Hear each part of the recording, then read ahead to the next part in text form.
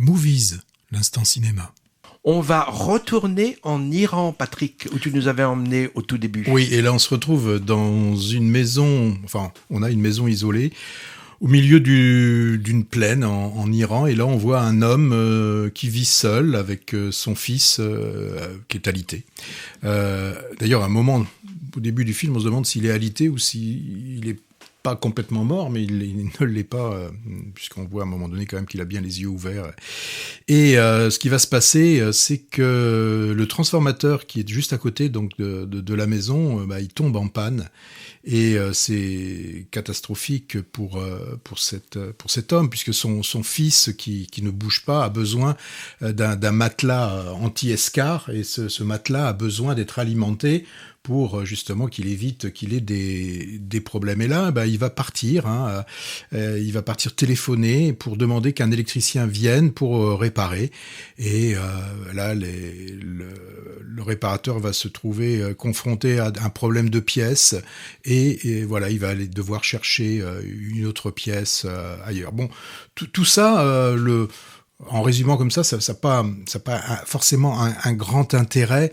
L'intérêt, c'est comment le film est fait et ce qu'il nous propose. C'est ça qui est pour moi le plus intéressant. On a une caméra qui sait rester immobile, qui nous propose des plans larges, et superbement composés. Vraiment, chaque plan est merveilleusement composé, merveilleusement coloré. Alors, on a des plans fixes qui sont suffisamment longs pour qu'on ait le temps de regarder l'image et de regarder ce paysage et de voir l'action se passer dans ce cadre. Donc les acteurs peuvent rentrer, peuvent en sortir. C'est très beau.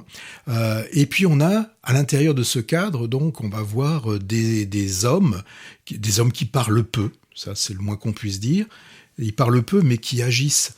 Des hommes qui comptent. Il y a des moments où l'argent a une importance dans le film. Quelques femmes aussi. Oui. Et donc ces hommes, ils comptent, mais aussi on peut compter sur eux. Et donc le réalisateur Hadi Moghadegh, Moghadegh, je ne sais pas comment on le prononce, je le certainement mal. C'est lui qui est devant et derrière la caméra. Et donc, il va nous dépeindre ces hommes et ces quelques femmes, résilients, persévérants, solidaires, et surtout, moi, le mot qui me vient à l'esprit, c'est digne. C'est d'une énorme dignité. Quand on voit ce personnage au début du film, et là, on se dit, ça va être compliqué, on le voit accroché à la colline, en train on ne sait pas exactement, de ramasser des plantes, parce que je pense qu'on le voit un peu dans le film. Là aussi, le plan est magnifique, à 45 degrés. Et là, on se dit, mais comment va-t-il faire pour en sortir quand on découvre ensuite qu'il est paraplégique, donc paraplégique, pas cul-de-jatte, mais presque. Il ne peut vraiment pas il ne marche que sur ses jambes recroquevillées. C'est assez.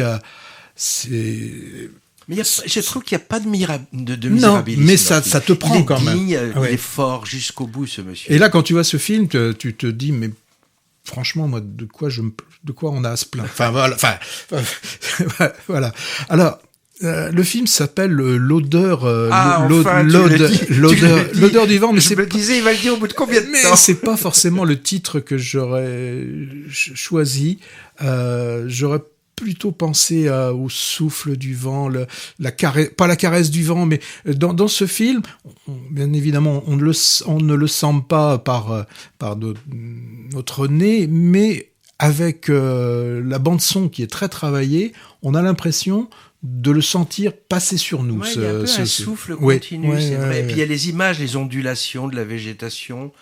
Alors, ce qui est important dans ce film, c'est que ça va être la recherche des deux acteurs principaux, c'est de rétablir au travers de l'électricité, c'est de rétablir la lumière, redonner de l'énergie, ce symbole de vie pour en fait continuer à vivre.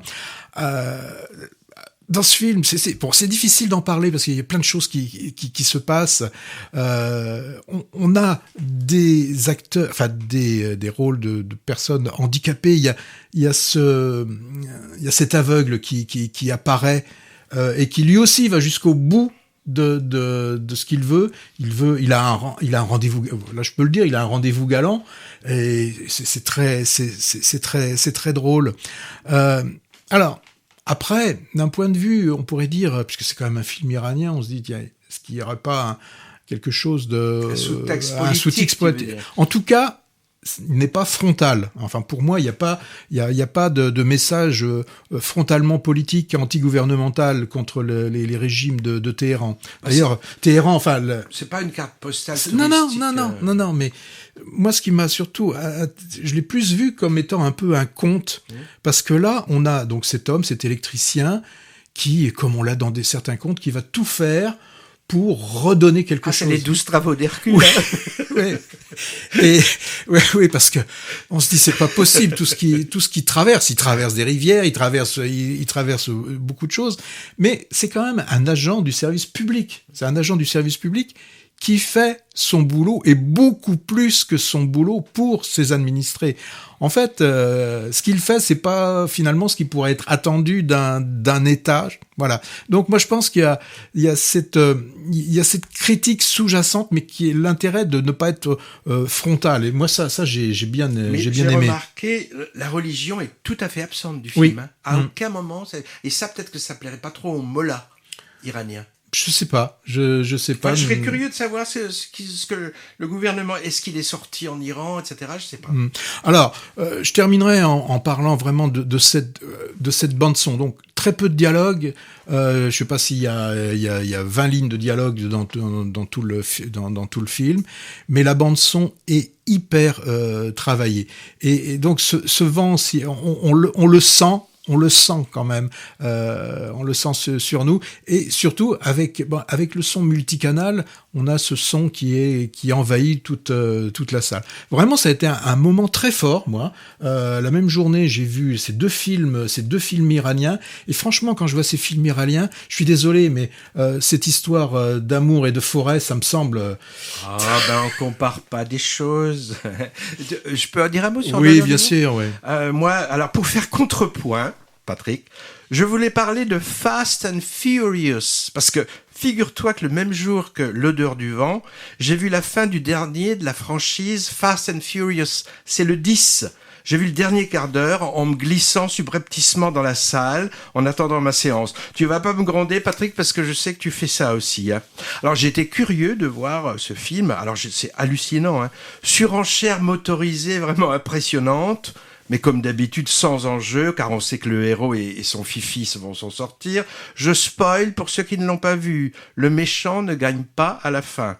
Quel contraste avec le film dont tu viens de nous parler. Hein.